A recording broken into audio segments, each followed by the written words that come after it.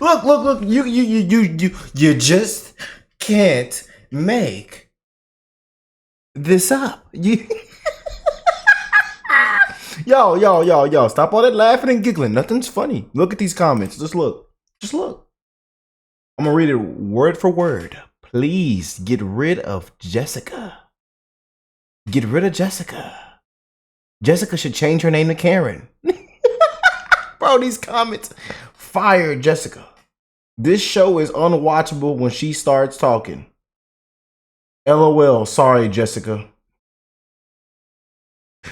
Harris had 3 years to turn our country around. Enough with the joyful showbiz. Jessica gets on my last nerve. I mean, look at every last comment. And then you go over here to X or Twitter, whatever y'all want to call it, and she's trending every time on these takes. You just can't make this up, man. You just can't make this up, y'all. Everybody's asking for Jessica's replacement. But then again, like I told y'all, Fox ain't, they know it brings how would I say this? I got to sound like I went to school and didn't drop out. It has a certain powerful conflict that boosts the ratings and it keeps the ratings up in a way. Yeah, Fox know what they doing, man. And we told Jessica she don't have to submit a resume, a background check to The View, CNN, MSNBC, ABC, CBC, CBS. They say, come on in, Jessica. Come on in. You're welcome. We even made you a welcome celebration cake in the break room. Amen. You just can't make this stuff up, man. But a lot of people have been telling me to check out this segment. So let's check it out. We're doing some amazing coverage today, you guys. We're gonna have a lot of fun, man. It's a lot going on, especially with this whole RFK Jr. situation. A lot of people are just losing it, man. It's a lot of conflict. It's a lot of hatred going on right now. And it's just new things breaking the news every single day, you guys. And one thing I loved about this whole RFK Jr. endorsement was that they didn't agree on this, and that. They even, talked to each other this past year, attacking each other. But then for them to, fall out and then come back and reunite, to sit down and have a conversation with one another.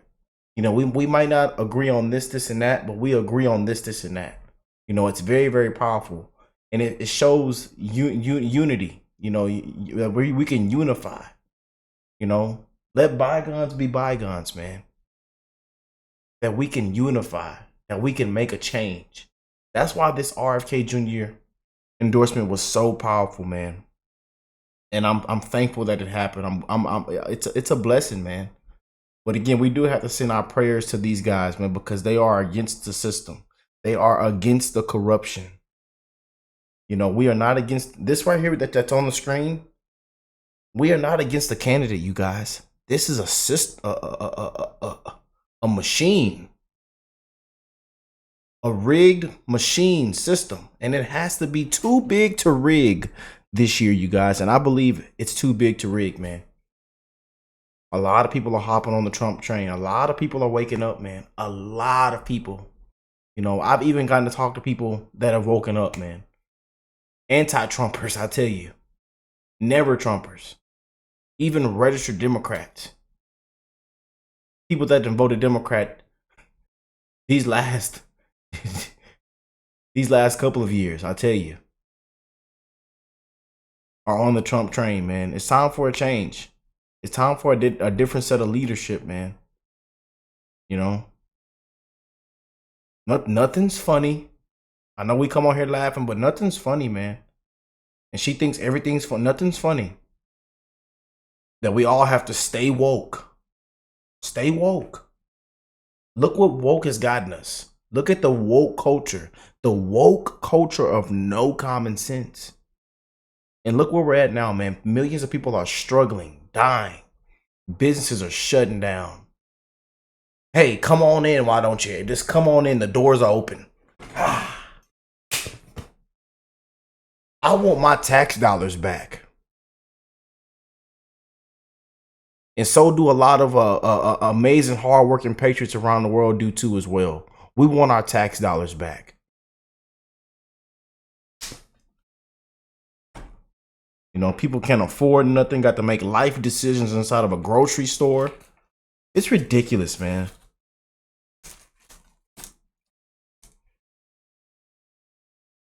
$10, $15, 20% interest rates. Evil. Markets crashing and collapsing. But hey, the Bidenomics is working. Everything's working. We're doing such an amazing job. Joe Biden is as sharp as a tack. What you're seeing is a cheap fake, a deep fake.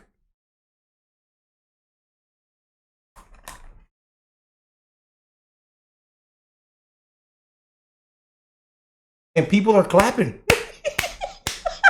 People are clapping for this. You know, we're going to get Stephen Curry, Steve Kerr. We're going to get them. Yeah, we're going to get the Megan Thee Stallions, the Quavo, the rappers. Yeah, we're going to get your Hollywood artists, Hollywood actors. We're going to bring Oprah on the stage. We're going to, of course, we can't, we're going to make sure Obama, and one thing we're going to do is we're going to mention Trump 1,000 times. We're just going to attack Trump because guess what? Trump can't get back into the office. Because, Trump, we used to all love Trump, though. Everybody used to love Trump. Oh, Donald. Hey, Donald, we love you so much, Donald. Donald. Oh, sweet Donald. The View, everybody. The Oprahs. Him and Oprah used to have her. Oprah and Donald used to have key lime pie at Mar-a-Lago. Go back into the 70s, the 80s, the 90s. Right before 2016, before 2015, 2016, everybody and their auntie-in-law, grandma-in-law, sister-in-law, pawpaw-in-law used to love Donald. Can we take a picture with Donald Trump? Where is Donald at? I want to meet him. I want to give him a hug. Let's get him on the show. Let's get him on the next movie.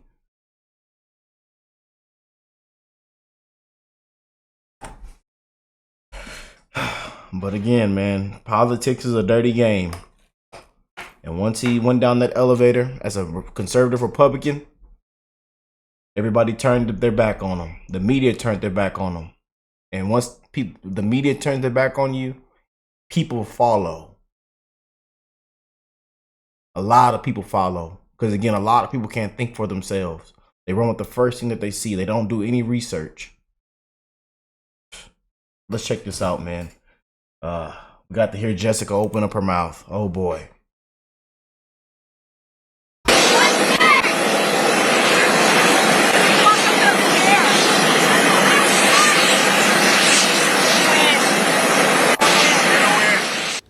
She did it. Kamala finally answering a single question. After 33 days of dodging and hiding from the press and refusing to do interviews, Kamala also says that she's ready to throw down and go toe-to-toe with Fox News. Our very own Peter Ducey getting Harris to say this. Madam Vice President, hi. Congratulations. Good to see you. Are you ready for your Fox News interview? Good to see you, man. I'm working towards it. Jesse, she's been on the job doing interviews for her entire career. Yeah. What's the getting ready for? Well, she's getting ready for the debate. And we hear she's cramming because she's never done a presidential debate. And she's nervous. And it has to go well because if it doesn't go well, her whole momentum is shot.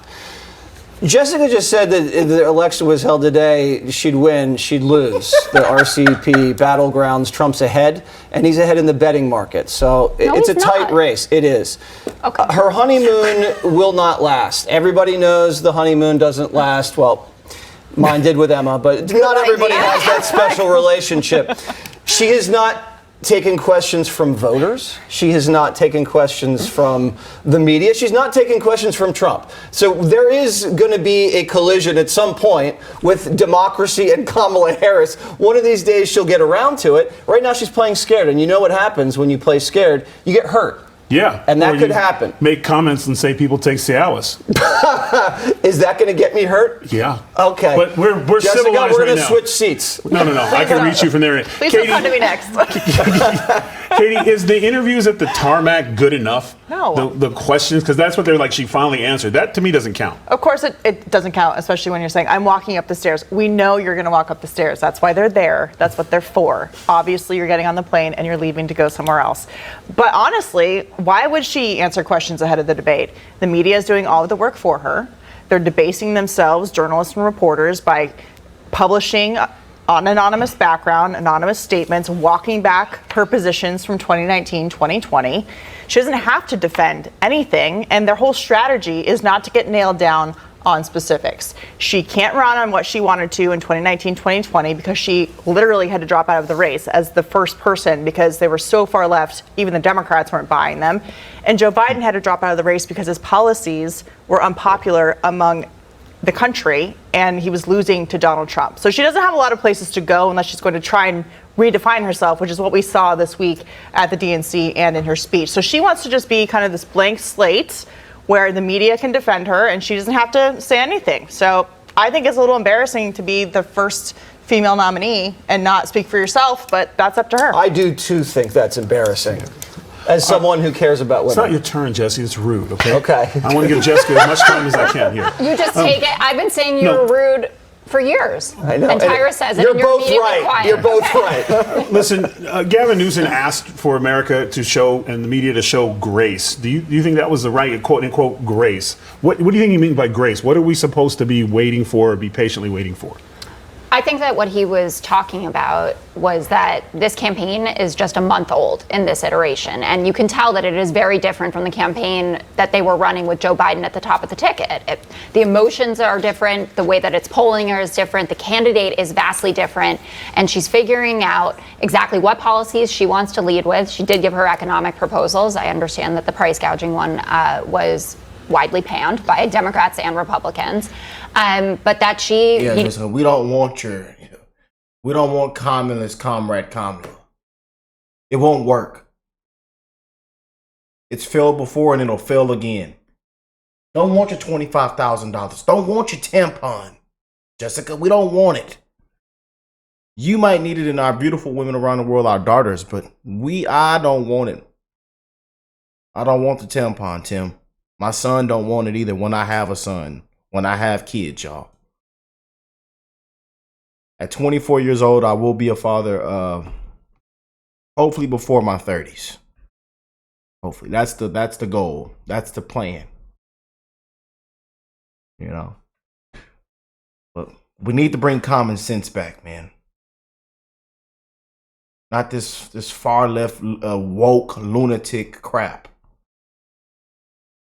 Needed to get through the convention. She's preparing for this debate, and then she'll do it when she's ready to do it. But, you guys being upset about this doesn't really affect the outcome of the election. The people who are supporting Kamala Harris or might support Kamala Harris, I've spoken to a lot of independent voters. They're not mad that she hasn't sat down with Leslie Stahl.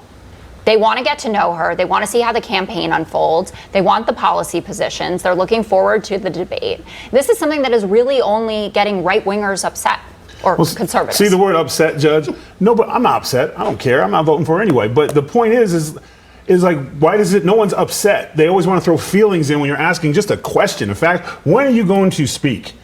It's interesting. The woman who has held the highest office in the land in the history of the United States of America, who has been the vice president for the last 3.5 years, who has been touted as fierce and fearless just last night. Ready on day one. Yeah, ready to go.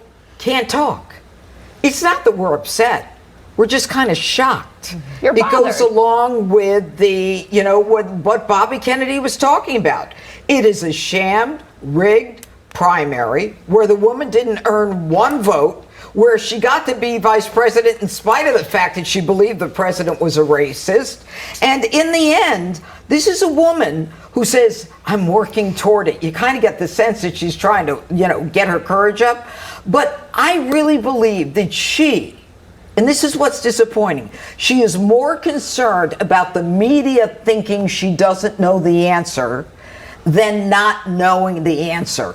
Because anyone who was in that position of power would be saying to herself, I need to know what the issues are. I need to be comfortable with them.